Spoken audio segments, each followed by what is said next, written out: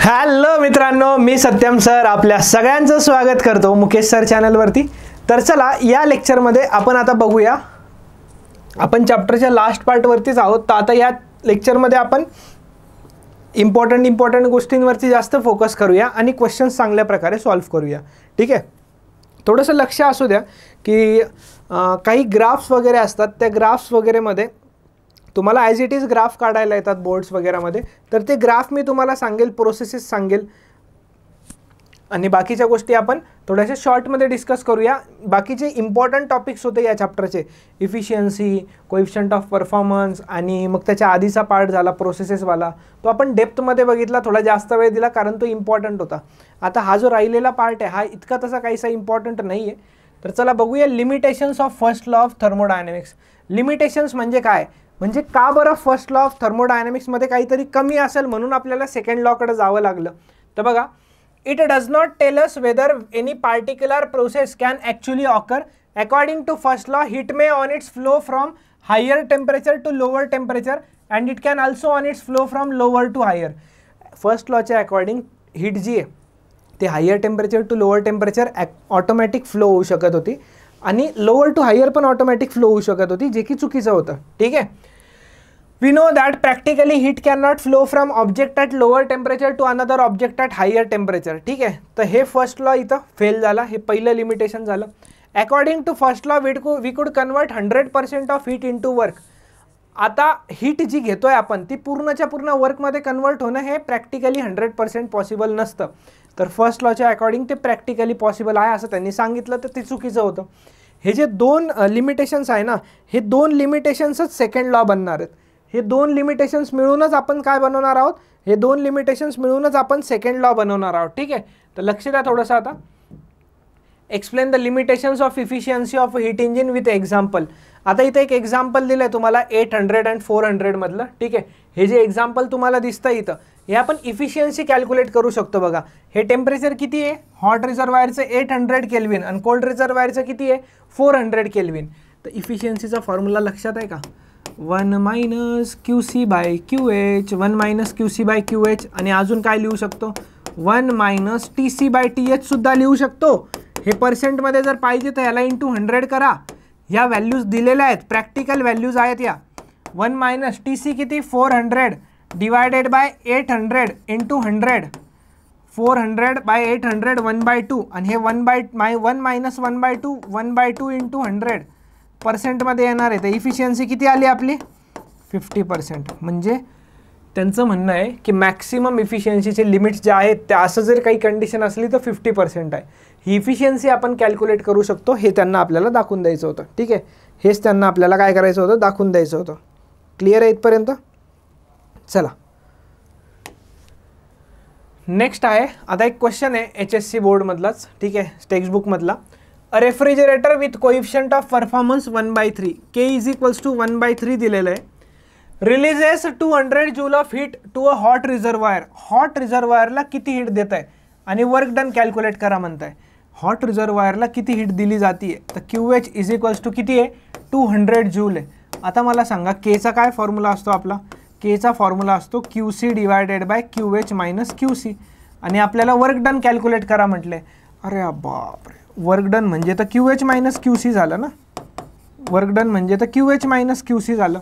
आता त्यासाठी आधी QC माहिती पाहिजे, QH तर माहिती हो आपल्याला, QH 200 आहे ना, QC माहीत करायचं आहे। तर ह्याला इकडं पुट करा, Kची व्हॅल्यू 1/3, QC तसंच ठेवा, QH आहे 200, QH किती आहे 200, 200 मायनस QC क्रॉस मल्टिप्लाय करून घ्या, 200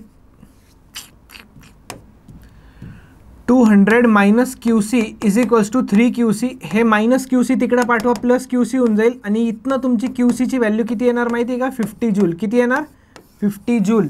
आता हे 200 मायनस 50 करा, तर याचा आन्सर तुमचं येतं 150 जूल। हे काय भेटलं तुम्हाला, वर्क डन भेटलं, संपला विषय। हे फॉर्म्युले कसे आले, काय आले, हे खूप सिम्पलची गोष्ट आहे। आपण लास्ट लेक्चर्समध्ये याच्याबद्दल खूप डेप्थमध्ये डिस्कस केलं आहे बाळांनो, खूप डेप्थमध्ये डिस्कस केलं आहे, बरोबर आहे।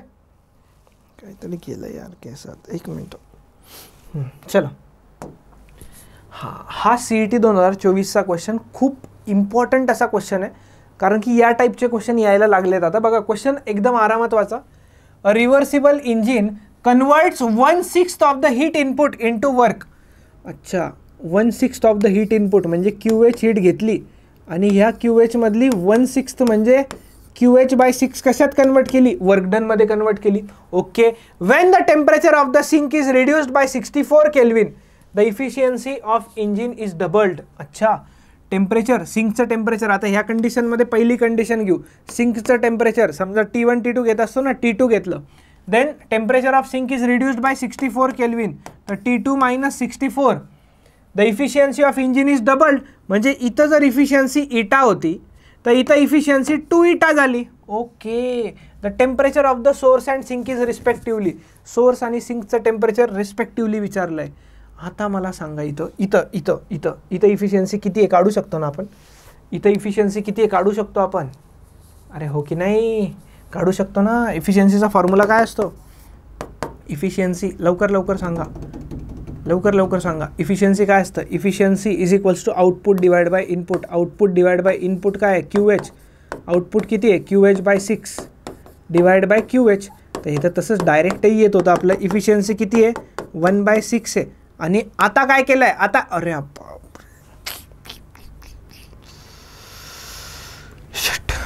पूर्ण केलं यार ते. ठीक आहे. Reversible engine convert 1/6 of the heat input into work. 1/6 of the heat input into work म्हणजे इटा दिलेलं आहे.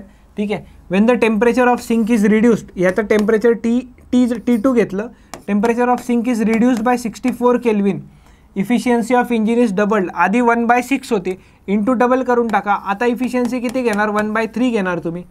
The temperature of the source and sink is respectively T1. Temperature of source and sink विचारलं आहे. T1 पण calculate करायचं आणि T2 पण calculate करायचं आहे. कसं कॅल्क्युलेशन होणार सांगा आता. बघा इफिशियन्सीचा फॉर्म्युला टेम्परेचरच्या फॉर्ममध्ये काय असतो, eta is equals to 1 - T2 divided by T1. बरोबर. आता आधीची कंडिशन बघा आणि पुढची कंडिशन बघा. सिंकचंच टेम्परेचर चेंज केलं आहे बरं का, सिंकचंच चेंज केलं आहे, सोर्सचं टेम्परेचर चेंज नाही झालं आहे. तर आधी इफिशियन्सी किती घ्यायची बाळांनो, 1/6 is equals to 1 - T2 divided by T1. ठीक आहे. हे इकडे एक सॉल्व्ह करत राहतो मी आणि इकडे दुसरं जर लिहायचं तर 1/3 is equals to 1 - T2 - 64 divided by T1 लिहायचं. आता दोन इक्वेशन, दोन अननोन बनतील, संपला ना विषय. हे मायनस इकडे पाठवा. T2/T1 equals to 1 + 1/6, 1 + 1/6. T2/T1 is equals to 1 + 1/6, हे होऊन जाणार 7/6. So T2 is equals to 7/6 times of T1.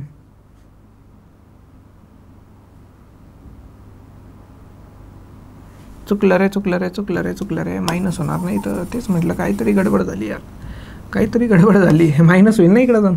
6 - 1 5, 5/6. हां 5/6. So T2 equals to 5/6 times of T1.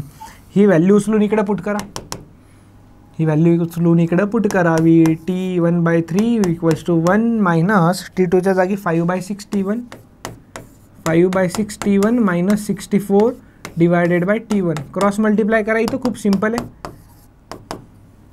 Cross multiply करा किंवा काय करू शकता, T1 ने मल्टिप्लाय करू शकता. हां ते सोपं होऊन जाईल, बघा. T1 ने मल्टिप्लाय करा, T1 ने थ्रूआउट इक्वेशनला T1 ने मल्टिप्लाय करा. तर हे होऊन जाणार T1/3 is equals to T1 - 5/6 T1 - 64. Simple. T1 - 5/6 T1 हे किती होऊन जाणार, T1/6 येणार, हे T1/3 येणार आणि इकडे -64 तसंच राहू द्या. हे T1/6 इकडे घेऊन या. T1/3 - T1/6 is equals to -64. याला कॅल्क्युलेट करूया. कुठेतरी तर गडबड होत असणार आहे बहुतेक. ठीक आहे, चेक करूया आपण, काही विषय नाही. आपल्याकडे काही सोल्युशन वगैरे नाही आहे याचं. ठीक आहे.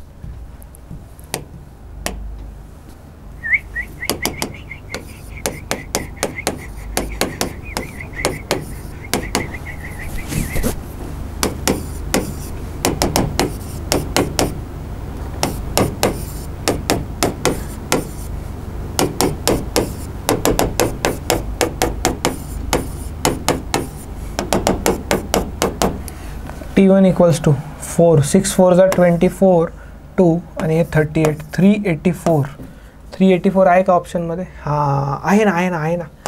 अरे बाबड्या 384 आहे ना ऑप्शनमध्ये. हे मायनस येत आहे, मायनसचा काहीतरी गडबड असणार. आन्सर येईल 384 आणि 320. कसं काय? अरे इथं 384 पुट करून बघ ना, कोणतंही इक्वेशन घे ना, कोणतंही इक्वेशन घे. हे इक्वेशन घेऊन टाकू आपण, हे इक्वेशन घे. इटा इक्वल्स टू किती आहे? 1/6 is equals to 1 minus T2/T1. ठीक आहे, हे बस मायनसचा काहीतरी गडबड आहे. 1/6 equals to 1 minus T2 divided by 384 जर घेतलं तर हे मायनस इकडं पाठवून द्या, T2 डिवायडेड बाय 384 इकडं पाठवून द्या, इज इक्वल्स टू 1 मायनस 1/6 येणार. 1 मायनस 1/6 जर केलं तर 5/6 येतं. 6नी याला रिड्यूस करू शकतो का आपण? बिलकुल करू शकतो. 6 6 जा 24, 4 जा T2 equals to 64 into 5, 64 into 5 करा, 5 4 जा 22, 32, 320 केल्विन. झालं आन्सर 384 आणि 320 केल्विन. कुठेतरी प्लस मायनसची गडबड बघा, एकदा फक्त चेक करा. ठीक आहे, होऊन जाईल कंप्लीट, काहीच विषय नाही. चला पुढे जाऊया. द सेकंड लॉ ऑफ थर्मोडायनॅमिक्समध्ये बघा 2 स्टेटमेंट इम्पॉर्टंट आहे याच्यात. तुम्हाला 2 स्टेटमेंट कोणते इम्पॉर्टंट आहे? पहिलं स्टेटमेंट आहे त्याच्यातलं, it is impossible to extract an amount QH from hot reservoir and use it to do all work. मी सांगितलं ना, ज्या लिमिटेशन्स होत्या आपल्या फर्स्ट लॉच्या तेच स्टेटमेंट बनतील आता सेकंड लॉसाठी. तेच काय बनतील? स्टेटमेंट बनतील सेकंड लॉसाठी. पहिली गोष्ट. दुसरी गोष्ट, एक स्टेटमेंट होतं की पूर्णच्या पूर्ण हीट कन्वर्ट होऊन जाते. लिमिटेशन होतं, एक होतं की पूर्णच्या पूर्ण हीट कन्वर्ट होऊन जाते कशामध्ये? वर्कमध्ये. पॉसिबलच नाही. तेच म्हटलंय, it is impossible to extract an amount of heat QH from hot reservoir and use it to do all work. काही ना काही लॉस होणार म्हणजे होणार. लॉस होणार म्हणजे तो कोणाला द्यावा लागणार? आपल्याला कोल्ड रिझर्वायरला द्यावा लागणार. ठीक आहे, this form of statement of second law of thermodynamics is called. हे स्टेटमेंट दिलं होतं केल्विन प्लँक नावाच्या सायंटिस्टनी, त्यामुळे याला म्हणतो केल्विन प्लँक स्टेटमेंट, किंवा यालाच first form of second law of thermodynamics म्हणतो. हे झालं इफिशियन्सीबद्दल. दुसरं काय होतं? Hot to cold object heat automatically flow होते, पण cold to hot object heat automatically flow होत नाही. तर ते statement 2, it is not possible for heat to flow from colder body to warmer body without any work have been done. काहीही work done न करता cold body to warm body heat flow होणं possible नाहीये. ठीक आहे, second form किंवा Clausius statement. ठीक आहे, the statement means that the spontaneous flow of heat from an object at cold temperature is not possible. Spontaneous म्हणजे काय? Spontaneous म्हणजे नॅचरल फ्लो पॉसिबल नाही आहे. ठीक आहे, नॅचरल फ्लो पॉसिबल नाही आहे. हे आपण बघितलंय रेफ्रिजरेटरची डायग्राम, परफेक्ट रेफ्रिजरेटर. आता हे परफेक्ट रेफ्रिजरेटर आणि प्रॅक्टिकल रेफ्रिजरेटरमध्ये काय डिफरन्स आहे? प्रॅक्टिकल म्हणजे आपण जे स्टडी केलं तेच, वर्क डन द्यावं लागतं प्रॅक्टिकली. आणि परफेक्ट म्हणजे आयडियल कंडिशन. आयडियली कंडिशनमध्ये वर्क डन काहीच करावं लागत नाही. ऑटोमॅटिक कोल्ड ऑब्जेक्टपासून हॉट ऑब्जेक्टकडे हीट फ्लो होते. हे झालं आयडियल गोष्ट. प्रॅक्टिकल गोष्टीमध्ये आपल्याला एक्सटर्नली त्यासाठी वर्क डन करावं लागतं. काय करावं लागतं आपल्याला त्यासाठी? प्रॅक्टिकली एक्सटर्नल वर्क डन करावं लागतं. That's it.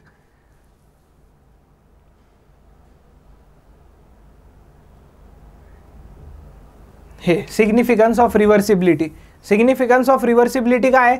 रिव्हर्सिबल प्रोसेस ज्या आहेत ना या बाय डिरेक्शनल असतात. बाय डिरेक्शनल म्हणजे काय? रिव्हर्सिबल म्हणजे अशी गेली अशी आली. अरे हे इकडे एक डायरेक्शन आणि इकडे एक, अशी गेली आणि अशीच आली, त्यामुळे याला काय म्हणतो आपण? बाय डिरेक्शनल म्हणतो. Next, reversible processes occur in infinitesimally small steps. Infinitesimally small स्टेप्समध्ये होतात. म्हणजे रिव्हर्सिबल प्रोसेसेस ज्या असतात त्या एकदम स्मॉल स्टेप्समध्ये होतात. कंटिन्युअसली एकदाच पूर्ण प्रोसेस होत नाही. ठीक आहे.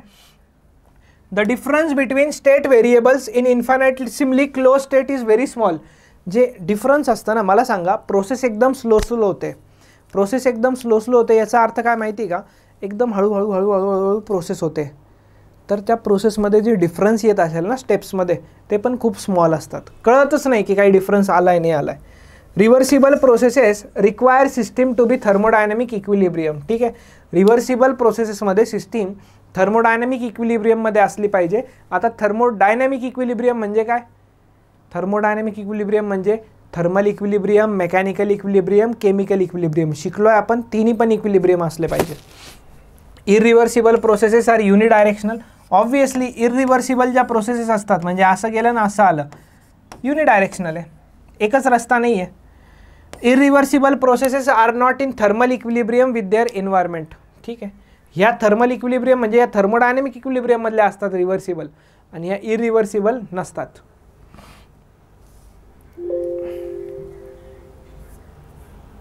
इम्पॉर्टंट गोष्टीवर तुम्हाला घेऊन जातो. चला आपण संपवू शकतो या चॅप्टरला, थोडंसं लक्ष द्या फक्त. आता बघा हे काय आहे, maximum efficiency of heat engine. Carnot cycle नावाची एक गोष्ट असते बघा. आता लक्ष द्या, कार्नोट सायकलमध्ये दोन गोष्टी असतात. एक तर कार्नोट इंजिनसुद्धा असतं आणि बाळांनो कार्नोट रेफ्रिजरेटरसुद्धा असतं बघा. कार्नोट इंजिनसुद्धा असतं आणि कार्नोट रेफ्रिजरेटरसुद्धा असतं. आता कार्नोट इंजिन आणि कार्नोट रेफ्रिजरेटर म्हणजे अशा गोष्टी ज्यांची इफिशियन्सी मॅक्सिमम आहे. अशा गोष्टी ज्यांची इफिशियन्सी कशी आहे, मॅक्सिमम इफिशियन्सी आहे. तर मॅक्सिमम इफिशियन्सीसाठी प्रोसेसेस फॉलो झाल्या पाहिजे. कोणत्या प्रोसेसेस, हा सिक्वेन्स तुम्हाला डोक्यात फिट बसला पाहिजे, लक्षात ठेवा. कार्नोट सायकलमध्ये पहिलं आयसोथर्मल एक्सपान्शन, मग ॲडियाबॅटिक एक्सपान्शन. बघा पहिले दोन एक्सपान्शन, एक आयसोथर्मल एक ॲडियाबॅटिक, मग आयसोथर्मल कॉम्प्रेशन आणि मग ॲडियाबॅटिक कॉम्प्रेशन. म्हणजे आधी दोन एक्सपान्शन मग दोन कॉम्प्रेशन, लक्षात राहण्यासारखं आहे. आधी दोन एक्सपान्शन मग दोन कॉम्प्रेशन, आयसोथर्मल ॲडियाबॅटिक, संपला विषय. आता यांचा ग्राफ कसा बनतो, यांचा ग्राफ बनतो बाळांनो असा. PV ग्राफवरतीच चाललं आहे आपलं सगळं. अर्धा चॅप्टर PV ग्राफवरच जातो बघा. हा isothermal expansion, adiabatic expansion, isothermal compression, adiabatic compression, संपला विषय. अरे ग्राफच संपला रे बाबड्या, तेच दिलं आहे त्यांनी. आता जेव्हा आयसोथर्मल एक्सपान्शन होईल, एकदा बुकमध्ये हा ग्राफ बघा, हीट ॲब्झॉर्ब होते. ॲडियाबॅटिक एक्सपान्शन होईल, नंतर आयसोथर्मल कॉम्प्रेशनमध्ये हीट रिजेक्ट होते. इथं हीट ॲब्झॉर्बच होणार, हे आपण आधीही बघितलंय का नाही, वर्क डन वगैरे असं आलं होतं तिथं. इथं हीट ॲब्झॉर्बच होणार पहिल्या प्रोसेसमध्ये, इथं हीट रिजेक्टच होणार तिसऱ्या प्रोसेसमध्ये, आणि मग येतं ॲडियाबॅटिक एक्सपान्शन. कळलं का? कार्नोट इंजिन ही एक हायपोथेटिकल कॉन्सेप्ट आहे. हायपोथेटिकल का बरं? प्रॅक्टिकली कार्नोट इंजिनची इफिशियन्सी खूप जास्त असते आणि थेओरेटिकली कार्नोट इंजिनची इफिशियन्सी खूप जास्त असते. प्रॅक्टिकली तशी गोष्ट पॉसिबल नाही की इफिशियन्सी खूप जास्त यावी अशी. ठीक आहे, म्हणून ती हायपोथेटिकल कॉन्सेप्ट आहे. आणि यामध्ये प्रोसेसेस ज्या असतात ना, एक तर आयसोथर्मल लागतात किंवा ॲडियाबॅटिक लागतात. ही थेओरी तुम्हाला लिहायची, खूप कमी वेळेस क्वेश्चन आला आहे, तसा आलाच नाही आहे जास्त. The system must maintain thermodynamic equilibrium throughout the cycle. System must maintain thermodynamic equilibrium. Thermodynamic equilibrium म्हणजे काय? Thermal equilibrium, mechanical equilibrium, chemical equilibrium. The efficiency of Carnot engine can never be 100%. 100% कधी असेल माहिती का?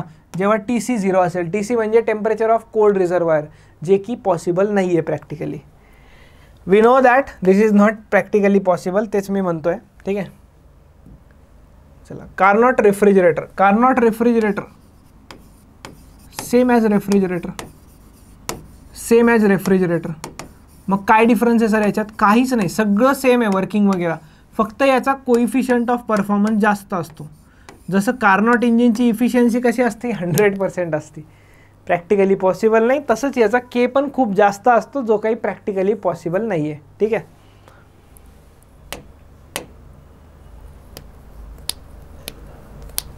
काही क्वेश्चन मी solve करून देणार आणि काही तुम्हाला होमवर्कसाठी देणार आहे. ठीक आहे, बघा.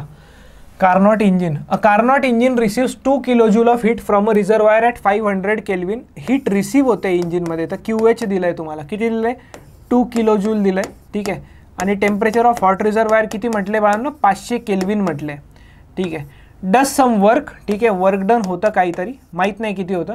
Reject some heat to reservoir, reject करताय हीट.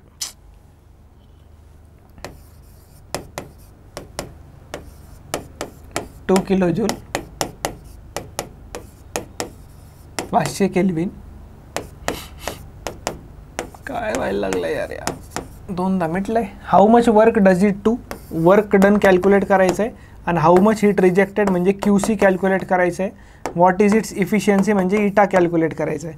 अरे यार हे दोन माहिती आहे ना, मग इफिशियन्सी काढून घेऊ ना याच्यावर ना. इफिशियन्सीचा फॉर्म्युला नाही लक्षात का, 1 - TC डिवायडेड बाय TH पर्सेंटमध्ये काढू, तर याला 100 मल्टिप्लाय करू. चला करूया सॉल्व. TC किती घेणार रे, 350. त्यांनीच म्हटलं आहे. हे किती घ्यायचं, 500 × 100. वा वा, 0 0 कॅन्सल. 5 नी 5 नी 5 नी 7 divided by 10. 7 divided by 10, 0.7 × 100, 0.3 × 100. It means 30%. Efficiency is 30%. Formula based questions आहे, त्यामुळे जास्त एक्सप्लेन करण्याची काहीच गरज नाही आहे. वर्क डन कॅल्क्युलेट करायचं आहे. इटाचा फॉर्म्युला असतो work done divided by QH. Work done पर्सेंटमध्ये न घेता 0.3 घ्या सरळ सरळ. वर्क डन कॅल्क्युलेट करायचं आहे. QH किती आहे, 2 किलोजूल आहे. तर 2 × 0.3 किती येणार, 0.6 किलोजूल. किती आलं बाळांनो, 0.6 किलोजूल. संपलं. आणि मग QC पण बाकी आहे ना. अरे तर W इज इक्वल्स टू काय असतंय, QH मायनस QC. तर QC येणार QH मायनस W. QH किती आहे, QH 2, W किती आहे 0.6. So guys QC is equals to 1.4 kilojoule. QC is equals to 1.4 kilojoule. संपला विषय. बघा आपण जे क्वेश्चन सॉल्व्ह करतोय ना थर्मोडायनॅमिक्समध्ये, सगळे क्वेश्चन्स प्रत्येक टॉपिकवर आपण क्वेश्चन्स केले. असा कोणताच टॉपिक नाही आहे. एक्सरसाइज न्यूमेरिकल्स पण आणलेत त्यासाठी. Carnot refrigerator operates between 250 kelvin and 300 kelvin. Calculate its coefficient of performance. Simple आहे. कोइफिशियंट ऑफ परफॉर्मन्स काय असतो बाळांनो, QC बाय W असतो. QC तसंच राहू द्यायचं. W म्हणजे आपण लिहितो QH मायनस QC. आणि याच फॉर्म्युल्याला असंही लिहिता येतं TC divided by TH minus TC. संपला विषय. संपला विषय. की TC किती घ्यायचं रे, TC म्हणजे कोल्ड घ्यायचं ना, कोल्ड 250 घ्यायचं आणि डिवायडेड बाय 300 मायनस 250 किती येणार, 250 बाय 50. अरे वा 5. ह्याला काय क्वेश्चन म्हणता का, म्हणून म्हणतोय efficiency and coefficient of performance चांगलं करून ठेवा. असले क्वेश्चन्स येतात CETमध्ये पण आणि बोर्ड्समध्ये पण. The values of coefficient of performance, beta and efficiency of a refrigerator. 100% ह्या गोष्टी लक्षात ठेवा बीटा आणि इफिशियन्सीबद्दल. आता ह्याला आपण K म्हणत होतो. इफिशियन्सी लक्षात ठेवायची. Efficiency value of coefficient. इफिशियन्सीची जी व्हॅल्यू असते ना, इफिशियन्सीची व्हॅल्यू कधी पण 1 पेक्षा कमी असते. इफिशियन्सीची व्हॅल्यू कधी पण 1 पेक्षा कमी असते. हे येणार नाही, 1.5 येणार नाही, ग्रेटर दॅन 1 येणार नाही हे.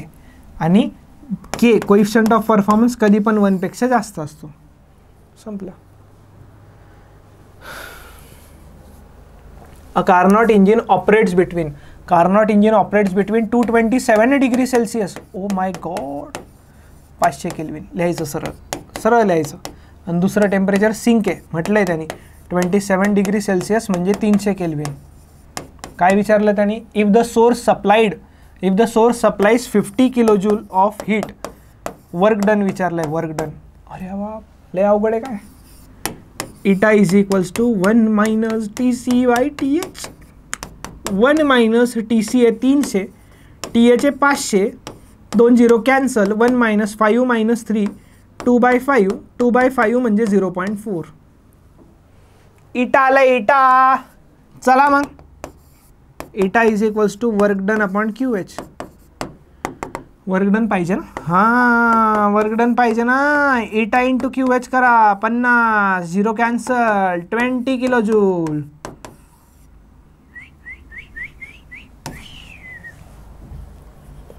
काहीच करावं नाही लागत यार. संपून टाकली काय मी होमवर्क म्हणत संपून टाकले रे बाबड्या. शिट. ठीक आहे चला. Second law of thermodynamics and Carnot cycle. Carnot refrigerator जे आहे ना, has a greater coefficient of performance. आत्ताच सांगितलं ना रे, कार्नॉट इंजिन असलं तर इफिशियन्सी जास्त आणि कार्नॉट रेफ्रिजरेटर असलं तर K जास्त. Among all the refrigerator working between 2 same temperature.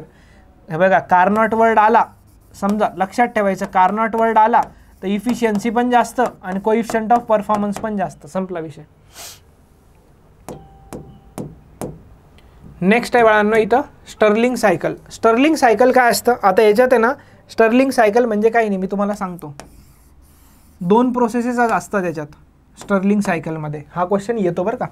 Sterling सायकलमध्ये आयसोथर्मल प्रोसेस असते आणि आयसोकोरिक प्रोसेस असते. आधी बघा आयसोथर्मल एक्सपान्शन, लक्षात ठेवायचं आयसोथर्मल एक्सपान्शन, मग काय आयसोकोरिक, मग कोणती आयसोकोरिक प्रोसेस, मग नंतर परत आयसोथर्मल. ह्याच्यात काय करायचं, आयसोथर्मल कॉम्प्रेशन करायचं आणि नंतर मग परत आयसोकोरिक प्रोसेस. संपलं. बघा नावं देऊ का, नामकरण करूया. ABCD. AB काय आहे, AB आयसोथर्मल एक्सपान्शन, BC काय आहे आयसोकोरिक प्रोसेस, करेक्शन करणार आता बुकमधलं. CD काय आहे आयसोथर्मल कॉम्प्रेशन आणि DA काय आहे, हे आयसोबारिक नव्हे तर हे आहे आयसोकोरिक. मला सांगा व्हॉल्यूम कॉन्स्टंट दिसतंय ना ग्राफवरती, बुकवाल्यांनी पण असाच ग्राफ दिलाय, व्हॉल्यूम कॉन्स्टंट दिसतंय ना, मग ते आयसोकोरिक प्रोसेस असते. कळालं का, कोणती प्रोसेस असते, आयसोकोरिक प्रोसेस असते. आता इथं हीट दिली जाते QH आणि इथून हीट काढली जाते QC. That's it. ह्या 2 ॲरोवरती लक्ष राहू द्यायचं, QC आणि QHच्या. ह्या 2 ॲरोजवरती लक्ष राहू द्यायचं, QC आणि QHच्या. कळाले का. Hope so. आशा करतो तुम्हाला थर्मोडायनेमिक्स कळालं असणार, मजा आली असणार KTG आणि थर्मोमध्ये.